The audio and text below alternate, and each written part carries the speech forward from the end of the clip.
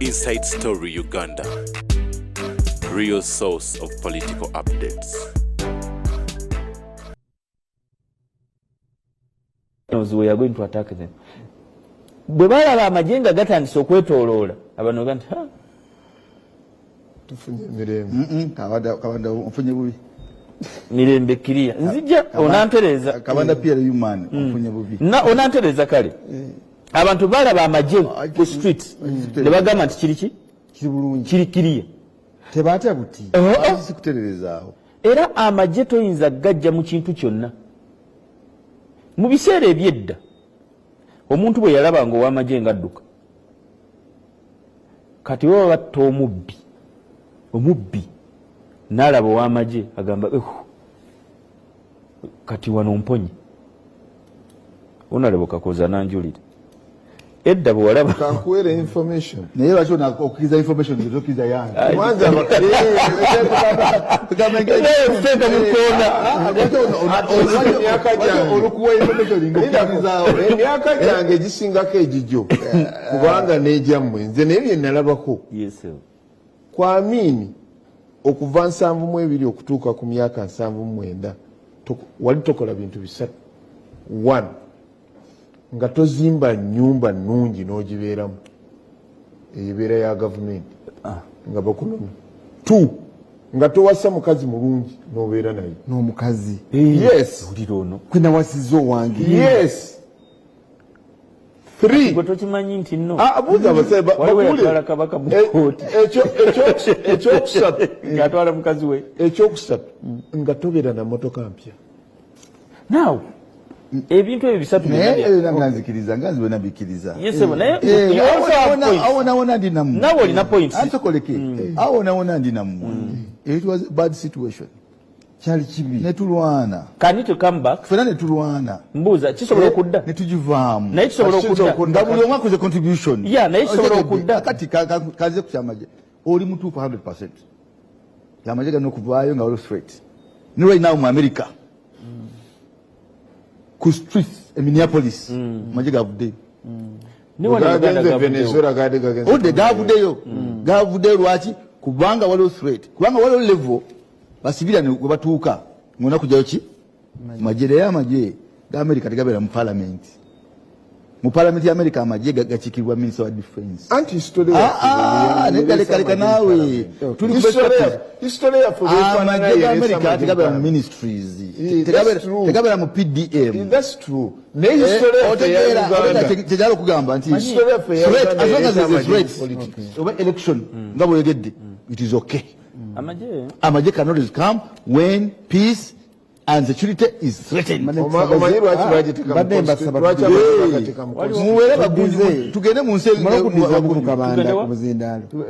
tuwumbe kati kyoyogede ekya Kenya once the Gen Z is threatened parliament police esobola kukola yes Ruto yali very right okujjayo ki amagye galetanga abantu bafudde yagajjayo that is right and it happens all over ne mu America kati jegali ne Bungereza waliyo riots abantu bagenda ne bocha ne bakola ki amagye came out mukulu Mabike kyejala mutegeeze nti amagye okubeera manya mu operation wealth creation okubeera mu PDM okubeera luddawa genda Israel mwe mwagala okugerageranya ku America omanyi Israel yekolanga bolabo mu Israel wali in a wrong example negene Israel olabe ya Israel is the wrong example you go to Turkey is the wrong one you go to Turkey from the airport kiriyo Turkey is chumba gende atika wrong example zemuwa bogende Turkey okutandikira ku airport nakutera mu stamp munamaji but what happens Turkey ne opposition leader is fugitive nga Bobi Wine ali mukudduka I don't know but what I am opposition leader we Turkey ali munkomi Bobi Wine tanadduka but alabiseko nga ine najide Bobi Wine ali mu documentary ali mu document wese bakabanda kidde syndicate wa kubuli bili kumikutu kapuliza mu kabanda Bobi Wine yagenda n'alonda nga ebya bali mwezo ne nambozi byennyini manya ne mukuba panchi n'abuuka bw'ati mu bbanga abadda bw'ati ne mwongera endala. Ba MP tebagenda kabanja kyogamba. Ba MP abanupu bonna tebagenda kabanja tebali mu kabanja. Waliwo atalayire. Bali mu kabanja aba MP. Waliwo atalayire. Ne bali muzagira kutanga kabanja encha. Sitegera kyogamba. Leka malirize. Bano bali mu comedy yennyini. Bagenda kabanja. Mbadde saagala ontwale yeeyo. Ne bw'oba oyagala nti n'agamba nti ne bankuba wano ne bantuga ne bansikamu wano kati ne mukuba taekwondo bweti. Ani gwokuba taekwondo bw'aba ayagala okakasa taekwondo agenda abooze ewa Mwanga Kivumbi ebyatuuseeyo. Mwanga Kivumbi yali serious ng'ali mu bya kabanja, kumbe mukama wa si byalimu. Ole yali serious ng'ali mu bya kabanja, amubuuza ekyabaddeyo nti omukumi w'oku geeti ne bamubongolako erinnyo. Olabira ddala documentary omukulu aveeyo abulira abantu. Okay, weyabale mukama wange nti yalidde naye n'ababugamba n'akivaamu ntya kansooke mbe nga abulawo. kati yalidde ekijje wani ne luli yalya ewani mu gavumenti eya president yes ne kagimu yabirimu lwaki teyeekalakaasa nga yirisa Bobi Wine mwennyini agamba nkivaamu nti abaana baffe abali mu basi. allegation nono akimanyi nono akimanyi obimanyi ebyaluli obimanyi ne Lubongo yakebidiru yagirimu obimanyi ne Ssenyonyi kati baagala kussa baana balala nti gw'obula oti ovudde mu kulonda n'ojja ewaka nga security ekwerekedde mbw ate ekiro kati lweba security yategeera kiro nti Bobi Wine ayagala kutabangula emirembe. Nolwekyo eyo saagala gendayo nnyo naye tujja ogenzeeyo ate nga njagala malirize n'ekintu kye yagambye ekyokukyusakyusa obukulembeze. President Museveni mu 1986 yagamba nti I think this is not a mere change of guards. No, this is not a mere change of guards. I think this is a fundamental change. This is not where this government has been getting rid of the other, then this one gets rid of the other, then mbadde ndi ku Twitter wano misana waliwo mbunga balumba Kampala wano waliwo yagenda ku radio Uganda wano n'afugamu eddakiika 2 mwezi mu 5 niyerangirira ku bwaki kuba president Ochola kan yani yali major then major something Ochola Major Ochola Bazilio Kero ye yali komanda we n'amukwata kakati gwe ensendo togamba ntino olw'okubanga oyagala kukyusa bukyusa bukulembeze nti okwate omuntu omukwase obukulembeze bw'eggwanga Uganda konale bukasikoza gya kunyonyodde history waayo nti okumuwumbawumba okumuteeka awamu okulaba nga border to border waliwo emirembe. President Museveni kimutwalidde emyaka 3 because nze kyendowooza Jamiru mukulu yakamala mukomero b'emyaka emeka up to just recently babadde bakyatta abantu aba ADF gwalowooza nti wabaddewo emirembe across the country. ADF ebadde ekyajja wano netta abantu nge Kasese tewali mirembe ne juzi batta omulambuzi okuva mu UK bamutira mu Queen Elizabeth. Omanyi ekyo sente zatusala nga Uganda n'olwekyo obukuumadde emirembe mu ggwanga.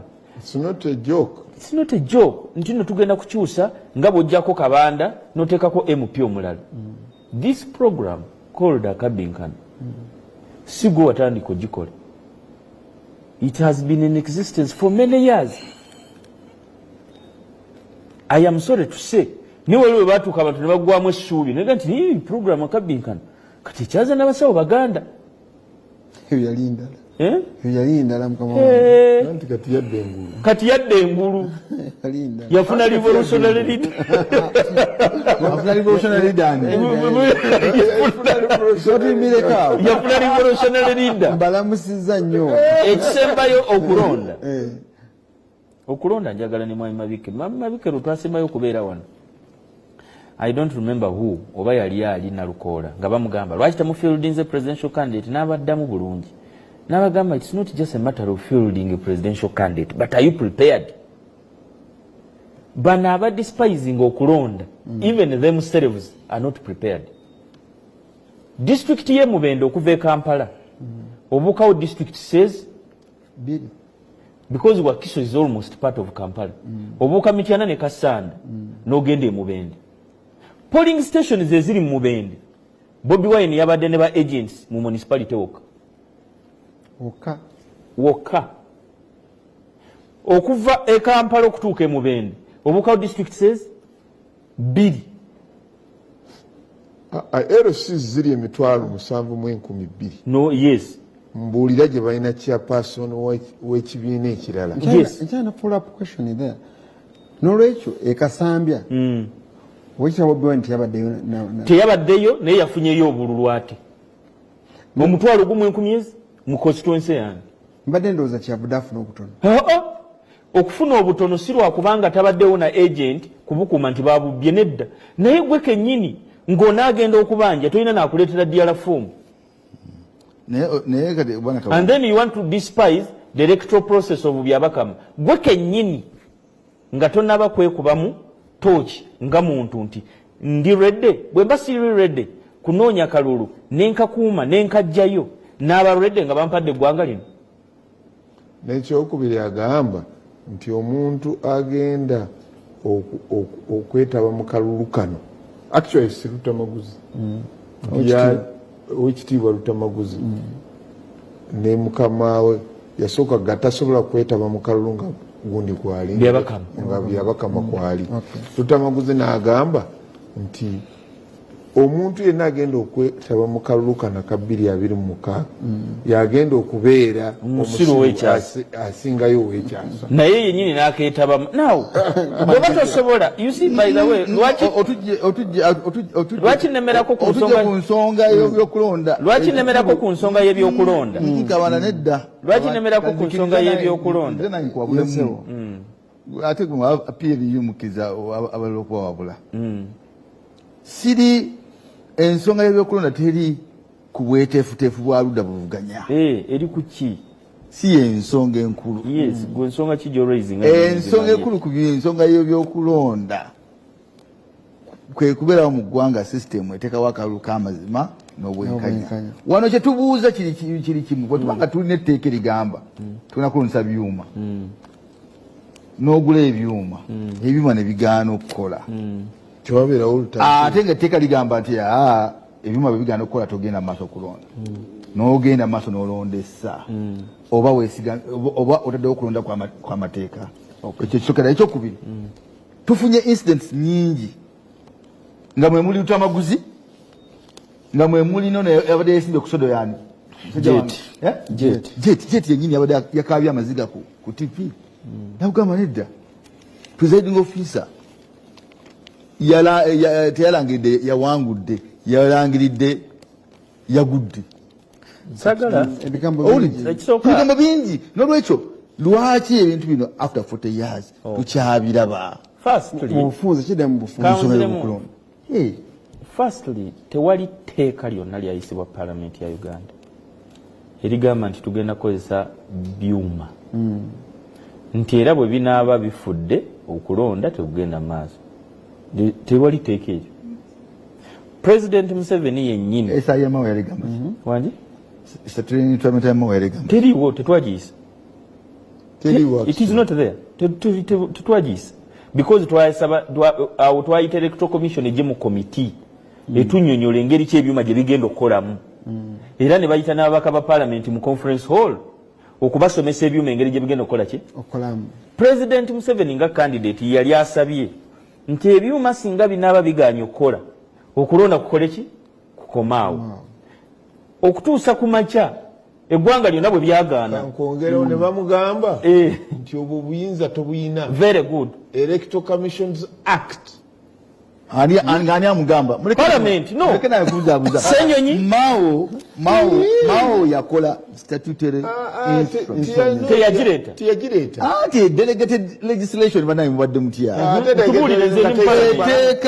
Etteeka liwa Mao, liwa Minister Justice okola statutory instrument. Let me also clarify. Let me clarify. It is not there. It's not there. Mao, Bamusaba. Nego sebo go bada Arusha. Ebyano bimanyi. Let me tell you, I was in that obade Arusha bimanyi ko.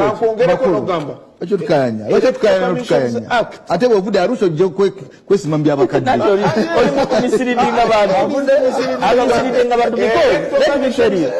Yes. Obuyinza bweyina yeteekeddwa as a constitutional matter. Nedda sebo. Okutegeka okulonda. Fe mateeka tumanye ekigambo kye bayita delegated legislation. Let me tell you what happened. Yes, one minister. What happened?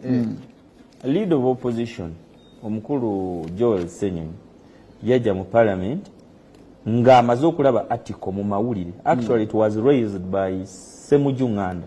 Yes. Nti President Museveni yagambye ebyuma bwe binaafa okulonda kukomaawo. Okay. Ye nga candidate akisabangani. Ayino kisaba as a presidential directive. A presidential directive. I am coming to that. That is easier kunyonyola. But you don't want to listen. Anti obuza. That is easier. But you need to listen. Tola president tasobola kukola directive nefuka teeka. Can you listen? No. You cannot. Era. According to the constitution. The president actually there is a constitution. Today America, today which is the epitome? The constitution of an America is executive order. No, an executive order. No. You see, Mwami Mabike. Sebo.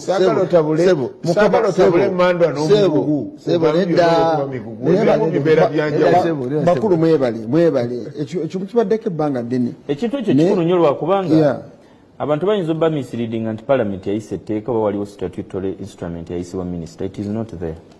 But not discovering it really. Even now you can use Google. Yes, Google. Yes, you have my phone. Google. I think program it is not. No, change alo kunyonyola. Nti Ssemujju bwe yakiraising lope na supporting chief minister speaker n'asaba minister janyonyole. That time Mao yali taliwo. Government chief whip nayimirira n'agamba nti tuwemu eddakiika 5 minister je. Minister Mao bwe yajja n'agamba nti I will consult cabinet to generate statutory instrument. Ssemujju n'addamu n'ayimirira n'agamba we don't need a statutory instrument.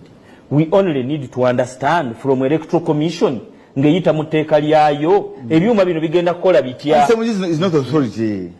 Ssemujju and members of parliament are not the authority. I am just telling you what the resolution of parliament. Tteeka lya electoral commission liwa minister. But power. He never did it. He doesn't even need to come back to parliament. He doesn't need. Take a section electoral commission.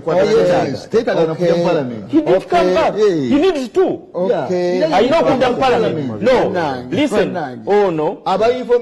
No. Bwe baali bayisa. Ono Honorable Kakoza yali mu parliament eye-10. Bwe baali ba extending leadership y'ebibiina. Ebyobufuzi ojjukira nga tuli mu COVID nga tewaliwo kulonda. Minister Ephraim Kamuntu came with a statutory instrument mu parliament ng'ekkiriza okwongezayo obuyinza obwerosi 1. Ng'evudde mu cabinet. It has to be a resolution of cabinet. Yes, that's right. Mao kye yali agamba nti nyina okugenda mu cabinet nsobole okufuna. So, and then statutory installment by constitution, it must be laid on table. Yes, it is only laid on table. It is not subject to approval. It is only laid on table. Ono mutufu da. Anti yagireta. Nkugambe Mao yagamba kangende mu cabinet.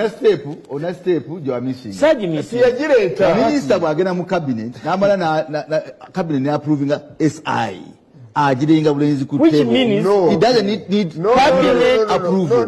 Cabinet Taylor, never I said approved the it. rules It of was never procedure. even discussed. No, leader Because court. it was never Leader brought. court, the rules of procedure. Gwekula mu cabinet. Tusituka Kati mukama kati wange. kampandike Procedure. obadde Arusha ate okomyewo kwesima mu byabakadde. Mwebale nnyo.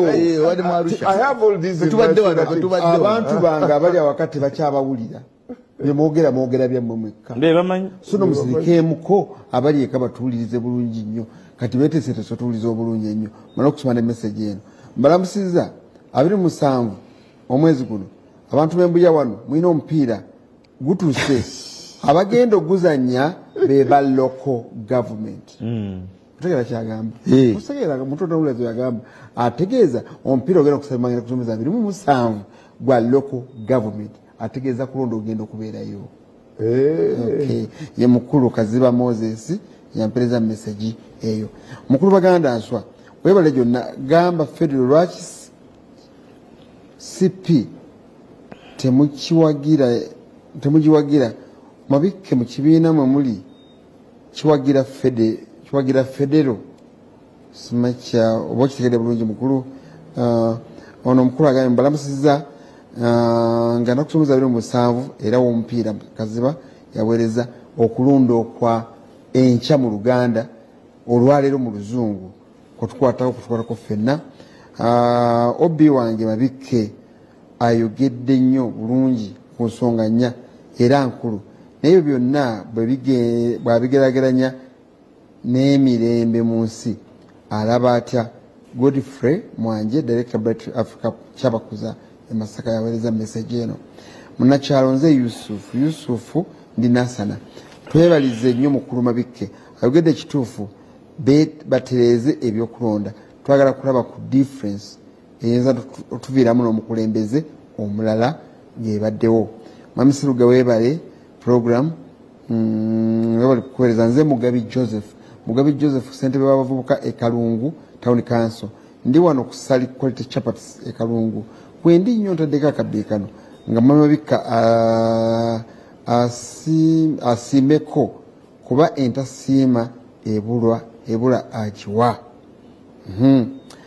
Hajirwalira ow'ebuyikwe Hajirwalira sinzidde buyikwe emivuyo mu kulonda tegiyinza kuggwerawo ddala kuba mu nsi ezaakula edda tugiwulirayo nnyo naye okulonda kwa wano kati kwa njawulo kuba mu budde buli omulonzi yayingiranga mu kisenge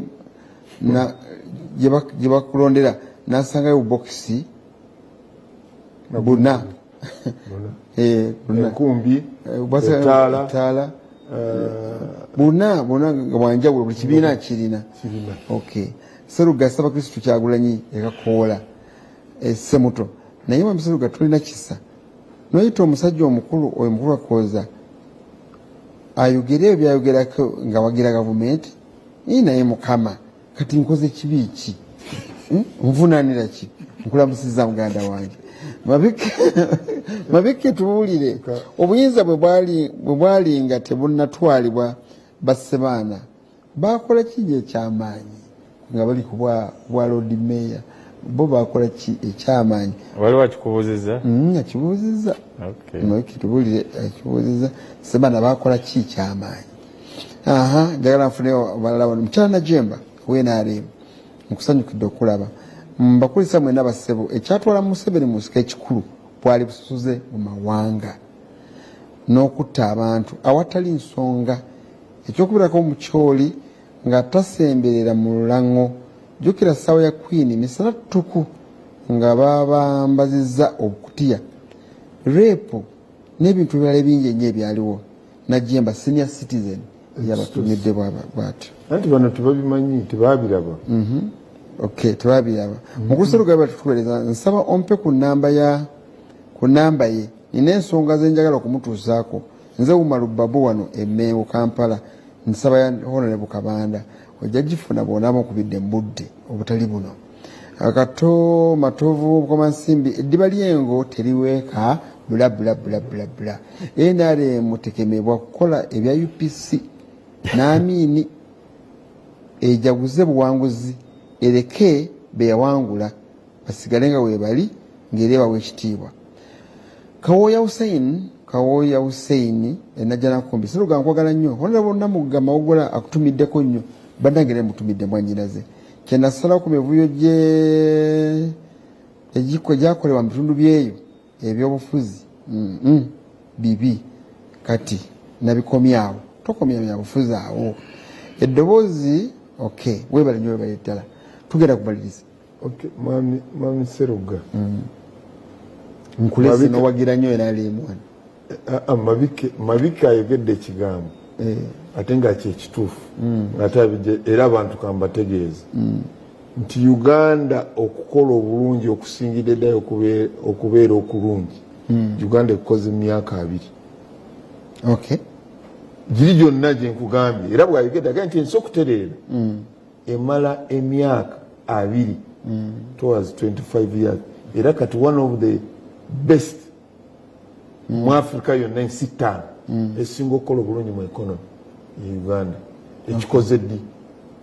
ekikoze mu myaka 2 lwefunye lwebadde ne stability ng'osobola okuva wano n'otambula okuva Zombo n'okakabaale Katuna olw'okuba emirembe gibadde gikoze ekigize tu economic growth yonna bw'okobera statistics bw'omulaba olwaleero current factories biki bitandise between 2015 ne 2025 olw'okuba nti stability y'eggwanga buli muntu abadde ne foreign investors abasinga okujja mu statistics batandika 2010 ng'eyo n'engulu bamaze okununulayo era enkula bwe tugenda bwe tutiriredde nti omuntu ali free ekyokuba njaga kukiriziganya n'abantu ne Mabike nga bwalowooza n'oli aweereza comment agambye okulonda ffenna buli muntu ayaayanira okulonda okutuufu naye ak'omuntu si kansolo nti woogisibye weekaabira okuva ku makya kubanga omuntu w'enviiri mukalubu interest ejja mu bululu ba presiding officer fe abeesimbyewo yeereeta ebyo byonna okubeera mu mivuyo buli omu ayaayanira akalulu kabeere ak'emirembe ontegeera bulungi naye olw'okubeera abantu ffe omuntu w'enviiri muzibu nnyo otegeeza ki omuntu w'enviiri omuntu endowooza y'omuntu nga gwe Seruga nze Honorable Mabike Honorable Kabanda bw'atuuka kukola ekyo ekyandibadde ekintu ekituufu personal self interest nejja nga bw'olaba presiding officer yagenze okulangirira bwe bamugambye tulina DRs zino system si yemulagira naye olw'okuba yalidde ekyojja mu miro n'adduka nga langiridde na side yemu naggalawo yes so naawe okkiriza no that's okay because tewali kirungi tewali gamba nti munkyamu emuve ng'olukufu singa temuli nkyamu temubeera mugolofu tu bw'otunulira obulukuva 96 okutuuka n'olwaleero 2026 ennonda y'akalulu n'ennongoosa egenze ekyuka kwegamba bagenze balongoosa gwakanga musana kakiro tabulamu olw'okubeera ffe abantu tulina ekizibu Seruga mpagira Kakooza nze presiding officer mwennyinaze bampadde ekyojja mu miro ka declaration sijja kuzirinda ez'oludda olulala ng'olagayo zolazeeyo ng'odduka era kyova olaba bakubira ku polling station in fact eteeka lye twateekawo eryo mu kulongoosa erya President Parliamentary Elections Act nti gwe presiding officer ali ku polling station tebakyawabira electoral commission you are personally liable otegedde bulungi naye nga kyagamba nti ennongoosereza egenda yeeyongera okubeera ennungi naye gwakanga musana nkugenda ffenna tewali atakkiriziganya kalulu kubeera ka mirembe era sisitemu ezo bazireeta zaagala kulongoosa buli mwabere naye interest zaffe ez'abantu zoonoona sisitemu ekisembayo mwami Mabike nti national cake bw'otunula mu article eya 254 budgeting process yonna ey'eggwanga ekolebwa bwe bamala president aleeta bulesi birowoozo appropriation eyo neekolebwa parliament ye constitution bweri basooka na priorities ne balyoka bagabira ebitundu ebirala kakati eyo process it's a constitutional matter okujango nga nti ababaka ba parliament omulimu gwabwe gwe bateekeddwa okukola baguveemu. Weebalije mukama wange ono agambye kojja wange mwana wa mwannyinaze mwana wa Naalima agambye kojja wange ndabira Oweekitiibwa Kabanda oyo mwagala nnyo byateesa binsanyusa era muŋŋambire mutumidde nze Christina waliwo mulampeereza message wano tuyambe abakulu abo babe bakakkamu okusizaako naawo. Tugambirewo nabo Kabanda ategeeze poliisi amangu ddala nga bikisoboka kubanga amanyi Bobi Wine waali ategeeze poliisi ejje emukwate kuba ya gavumenti Saamu yakuweereza message eyo.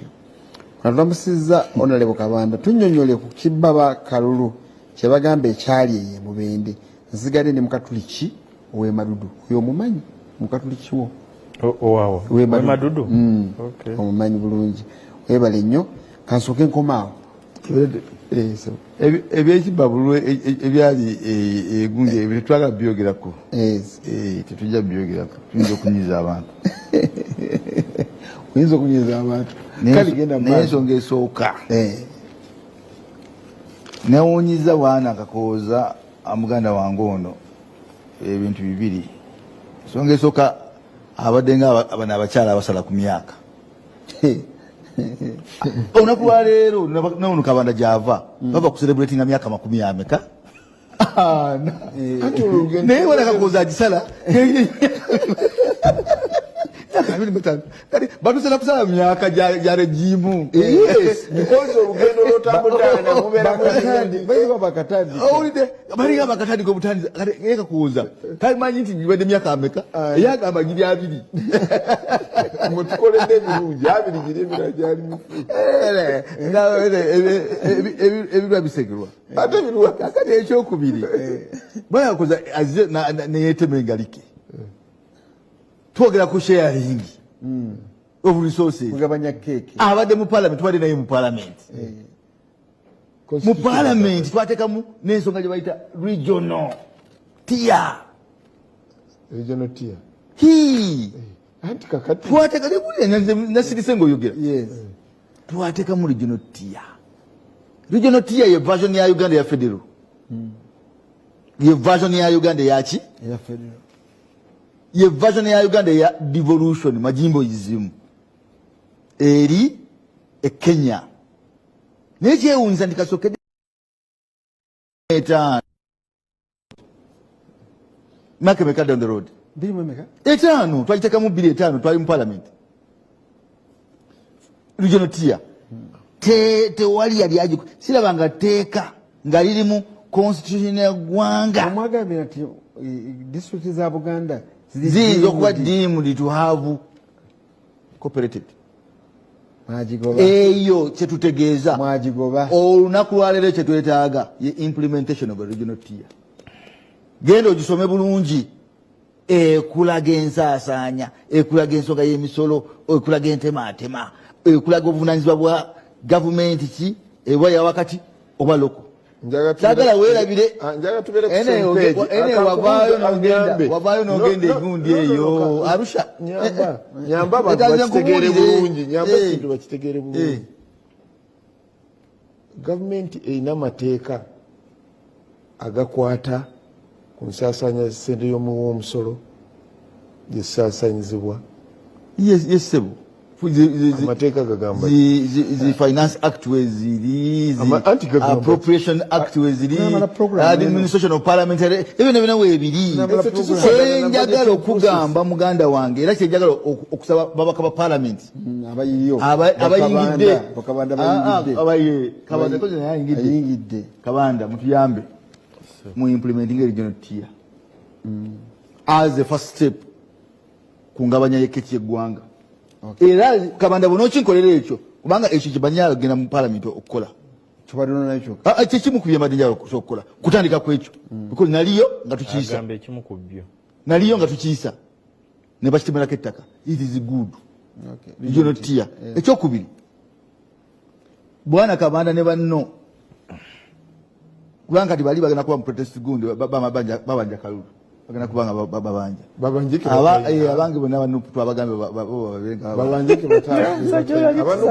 baberenga babanja balina okubanja babanjike ne batandika ddi nakati waki babanja kati balina okubanja babanje naye oyinza okubanja kyotasimba obuuza ze balina okubanja ekyo kyebasuubiza twakikiriziganya bakisuubiza gwe wa DF ate nga naye bakangula bagambe nti Mabika tajja kubanja bulungi ani nze tajja kubanja bulungi bone bagandi kati nina okulola nga babanja babanje be batasimba ebyo kyo kirala kiru kakati ebox mulimu nkalu tojja kumulamwa maliriza okulongoosa tewali system emala myaka 40 nesigala ng'etambula bulungi kebe motoka nolwekyo ebimu ku bitwagala mutukolere bwana Kabanda ne bamwe ba parliament abapya kwe kulaba really nga muba maaso gebyo ebikolebwa okulaba nga tulongoose emirimu gya gavumenti tulongoose emirimu gy'enkola ya parliament tulongoose enkola y'ekitongole ekiramuzi tulongoose n'amateeka g'ebyokulonda fe mu DF eno ye priority yaffe reform muzungu akita reform okulongoosa enkola y'emirimu gya gavumenti okulongoosa enkola y'ebitongole ebyenjawulo ebya gavumenti n'okulongoosa amateeka gaffe ag'ebyokulonda kyewuunyisa nti okumala emyaka 40 tukyalina ono byayogedde returning officer alangirira akalulu n'ayingira emmotoka ne bamugjawo Kabanda mukulu Kabanda tusaba tubumbe mu programu eno y'olwaleero ekisookera ddala njagala kwebaza bakama bange bano abazzeebeero ne beefiiriza akadde n'ababadde batulaba nabo byakoze bulungi nnyo amateeka gaba malungi bwe gaba galeetebwa lwakuba abantu be baga interpretinga obubi etteeka lino lyeyagamba erya regional tier gavumenti yalireetako eyasooka odisimbira ekkuuli yali Buganda Katikkiro wa Buganda ne Mabike wabyogera ate nga nayisa wayisa awo naliwo omu kwabo bayisa twali wagira nnyo ffenna ate kati lwaki teryakola ati mutubuulire lwaki terikola mutubuulire twayisa ne Mabike obadde mu politics wa Uganda simanyi lwaki terikola mutubuulire lwaki terikola twayisa abadde mu politics wa Uganda ono oba tubaddeyo nze mbaddemu sipana naggwe agendako Tanzania n'okomawo ne weesimba mu bintu bitategeera affirmative action is a constitutional matter ate ntojano ng'otukaabira nga bakuwangudde akalulu ati ate obagambye ti okuwangula oba n'owini abamigana ababiri kulisekedde lukwago katukulinde nze sekeredde Kabanda gwena microphone kakati regional tier yaleetebwa abakulu nga bo baagala federal system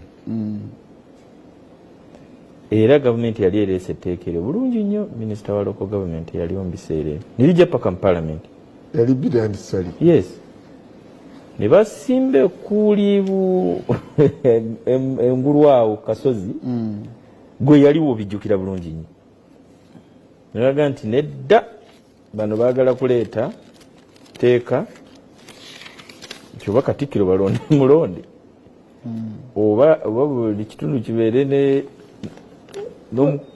ekyo era enjogera liwo bigamba nti Kabaka ataalye nkoko mmenyemu talye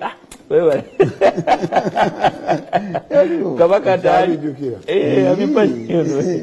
Kabaka ataalye nkoko mmenyemu ate ne mu parliament yalimu nalimu kakati ne mu kokasi ya Buganda nalimu n'emmengo yonna twagenda kakati amateeka gaba galeeteddwa nga malungi nga ono gwabadde ayogerako reforms eza okulonda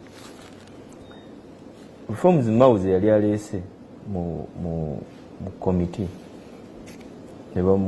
Obuwa n'amugamba sookoddeyo mu cabinet ffe tetunaba kuziyisaako ezikwata ku machine zaali so fantastic yes naye abaazikuba bennyini b'opposition namwe Obuwa opposition no Obuwa chief whip yali opposition mukama wange wekitiibwa Kabanda abalabi b'ebintu bye bagamba obulungi gumwateesako ensonga n'etambula wamu NUP yali etatisoleeta ekiteeso kyayita mu mpuuga w'ekitiibwa ne bakikuba bo bennyini bwe bamala okikuba bo ababayambako mu kikuba be ba NRM mwakkirizanya ku nsonga eyo ekuba ekiteeso ekyo mwali wamu kino kyeŋŋamba kyaleetebwa ekya kize twali twogerako bino ebyokulonda eyasinga obikuba mubaka yagudde bali bamuyita Jonathan Oduul yes wayupisi yayogera essaawa eki nannyonnyola buli kamu ku kamu naga ssebo bino byosayininga ogenda kujja wano tubiyise prime minister wamwe yennyini leader of government business awo amatuka eri agambe bino si bya gavumenti bya mawu ng'omuntu ate nga gwe minisita omutuufu obuwa nayimirira n'agamba nti bino byonna byoleese birungi naye tetujja kukkiriza kubiisa okutuuka nga kabineti ekoze eki biteesaako byajja ne bibeera awo nebikona ne biteekebwa ne ku mutimbagano na wonna ng'ebirowoozo birungi nnyo n'abantu ne babeera nabyo naye nga tetubiisizza kakati liringa tteeka lino erya regional tier lyajja ne libeera awo embeera ne wagenda wakasi era nga boga akasibagano nga gavumenti yennyini yereese etteeka lyogamba teryaleetebwa opposition ne baleete enjogera ku rediyo awo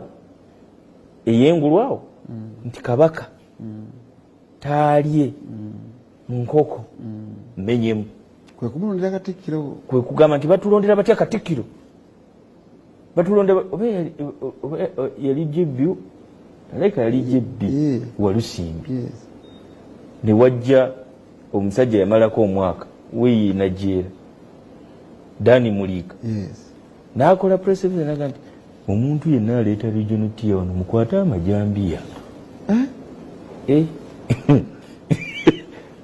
baminisita badduka ekiteeso obijjawo ebyo nze mbadde wano enkoko mmenyemu wali omu palamenti kakati bino byetwogere ebya biometric regional tier yali negotiated by Amama Mbabazi bino ebya biometric machines wali omu parliament Amama Mbabazi ne Bujandisali ebyo byagwira negotiated position but did it pass yaita ne tukiyita mu parliament is it working mumanyi bakikola but you know it was twagala kikole anti kakati gwe bobo yagala kikole first convince the affected parties the stakeholders gwe togamba nti nojja kuwa matuka wano ogambye nti tugenda kuyisa ekintu nga ba stakeholders bakoze eki baganye kabaka wa Buganda bwe yagenda ekako n'agamba nti nno abantu bonna nga bayisize ebibuga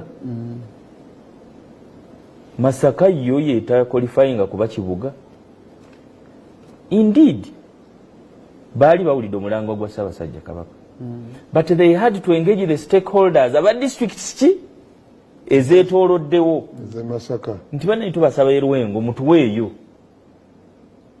Kalungu mutuweeyo tusobole okuweza naye singa bali ba stakeholders baagaana singa Mutabazi yagaana ne kanso y'Erwengo ne Kalungu negaana actually right kankongera information nti Mpuuga yaleeta ntusayininga ne signatures abagureta Masaka mukkirize bakecule ebitundu biri ebirala therefore gwe bwoba oyagala okujja okuleeta etteeka I am telling you terijja kuyita nga toyengejinze ba stakeholders bajja kulisimbira ekkuuli ekyandibadde kisooka ate gwe kyoyagala okola ki era abakulu bagamba nti ebitundu ebirala bisooka bigikoleko lijotya eyaabwe emala okuyitamu ne wano balabe bwekola bwebalaba bekola obulungi nawano lekeyitemu bagamba eriba esooke ekoleyo ebusoga ekoleyo bwenaavayenjagala okubuuza naye okujjako nga gundi nayagala omukulu tayagala kuba mwesimbu era etteeka lyokka gavumenti lyereese abantu baligaana okukola netaliteka mu nkola mateeka ameka abantu ge basimbire ekkuuli gavumenti negateeka ngaliriwo ngeri ettaka etteeka ly'ettaka teryayita ngeri ettaka lyayita teka ku time ya feriaita eliamwe eliaita juzi bali amendments ki bali bagala no bali amendments ki baleta amendments nze amendment y'olukumi olusuru olukumi eliaita juzi bali simbira kuli baleta juzi compulsory baleta compulsory acquisition of land yagano okuyita kale mweba kirala obudde buyise ekyo kirala olusuru olukumi obudde bwaliyo noono obudde butuweddeko compulsory acquisition of land yagano tekeddala olimanyiri beiro yagano teka kya kwasa na mboze segona kale katikiro busuru teyaita. But what I am saying, kyogamba naawe ate lyaita. What I am saying, simanyi kyogamba. I am just giving you advice. Nti bonabo yagala ekintu kyo genda engaging ba stakeholders. You see, abawuliriza abaffe bana abalaba program eno gye bayita akabinkana. They never came here to demonstrate. Nti program twagala eve ku ssaawa 5. Edde ku ssaawa 2. By engaging our stakeholders. Yes. Never got to banana. Program ye woman you. A woman you. Why did you send it? Namwe nga producer ne moderator ne mutwala ekiteeso luddawa mu bakama bamwe bakama bamwe abo makati awo ne bakitwala luddawa bakulu abasingako n'abasingako ne bakitwala ku asembayo naga nti bwe ngeri gye kuli okusaba kw'abantu mujjeewo kino kidde wano kite kulo kumande kusawa 2 paka sawa nyeto wabaddewo kibaddewo bingi nnyo naye mubikoze eki bisetusemu olw'okuteesa kwe mutuuseeko n'abaki naawe bwe buyina ekiteeso kyonna tugenda mu bantu wali wobeere na muwongo n'okwata embooko n'oga nti akalumujja kampa oba mwagala bannage webale wakasage webale nyo wakasage wapono webale Adija webale Sakirima thank you Sakirime Kizito producer ngokoze bulungi nnyo kutuuka wano muninde mukabinkano ku saa 2 ez'ekiro lujja kuona nkola mpya next week